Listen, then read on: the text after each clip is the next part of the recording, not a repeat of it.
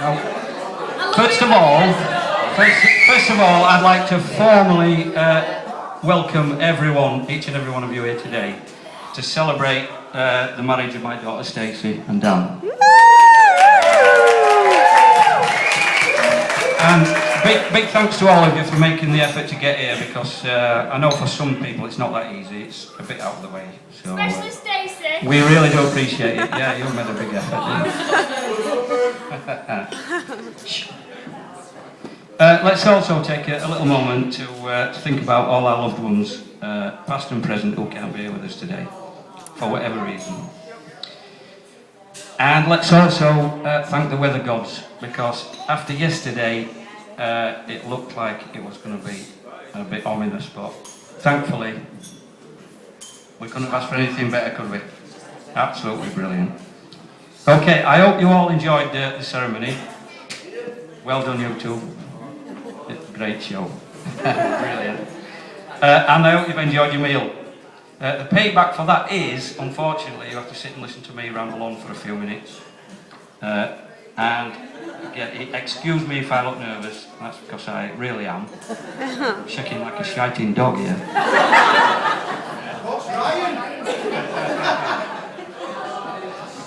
But I'll do my best, and I'm not going to keep you long, because apparently I'm just a warm-up act for the main event. I know Ryan's really been looking forward to this, and he can't wait. I was going to try to memorise this speech and wing it, but I can't seem to remember anything these days, unless it's the lyrics to a song. I'm not too bad at that, actually. So I wrote it down and tried to rehearse it, but every time I read it, even though I had written it, I kept filling up. I kept filling up, and so anyway, here we go. So here we go, you two. Mr. and Mrs. Crossley. Not the Mr. and Mrs. Crossley, but the new Mr. and Mrs. Crossley. Dan the lucky man. And Stacey. Here we go, it's teary time. I'm going to struggle with this one, I think. Only twice in my life have I seen something so beautiful. The first time was just about 32 years ago now. There we go. And again today. Just a minute, I just remembered another one. First time I clapped eyes on my Ducati 748. Awesome.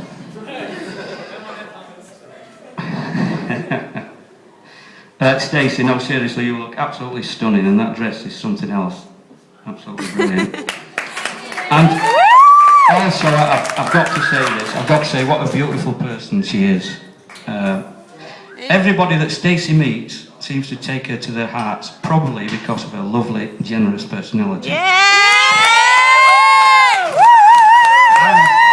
Don't forget her pretty face. I'm going to take some credit for that. And Sue can take some credit for that as well. Here's a bit of a scorcher, a bit of a shocker. This is actually Stacey's second marriage. Not many people know this. I do. She came in one day and said, "Mum, I need a veil." "Why?" Sue said. "Because I'm getting married." And out she went with an old neck curtain on her head. Don't worry, Dan, they got divorced the next day. She was only 6. I want Vicar. Yeah, you were involved with it, weren't you? Next page. It's looking good for you, Lynn.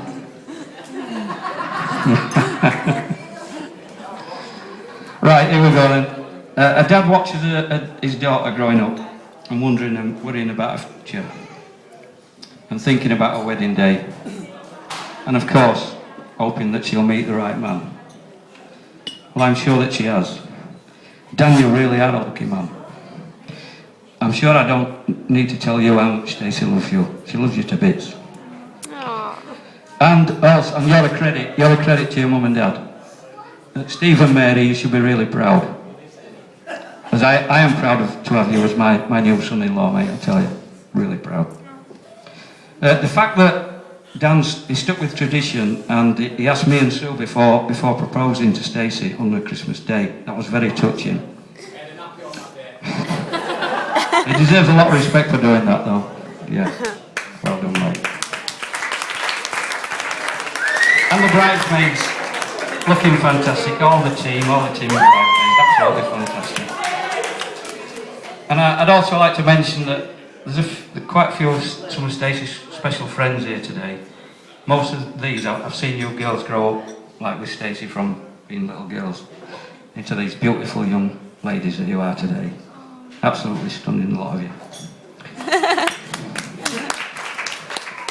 And yeah, I bet you a lot have got some interesting stories to tell from a few years ago. I think it's probably a good idea if we started something off where the chief bridesmaid has to do a speech, like the best man, and tell some stories about Stacey and her youth. Rachel, remember that time when we caught you in Maestro? Here's the story, right?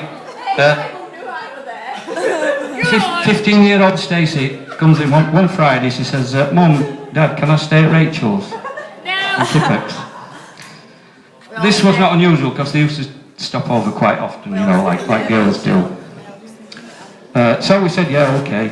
And then, quite unplanned, Sue and myself decided to go for a walk downtown for a drink. And we finished up in Maestro, of all places. Not the classiest place in Cass. There's not that many, but anybody knows Maestro. It's not there anymore, is it? But 20 kids. But of all places. So there we are. Me and Sue stood talking to a few of his mates, and like you do, I'm sort of looking round. And I saw this face, I thought, Stacey?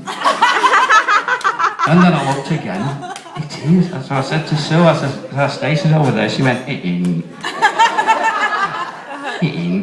I said, "It is." So I went over, and the look on Stacey's face when she saw her dad walking towards her was absolutely priceless. I'll never forget that look on her face. Absolutely brilliant.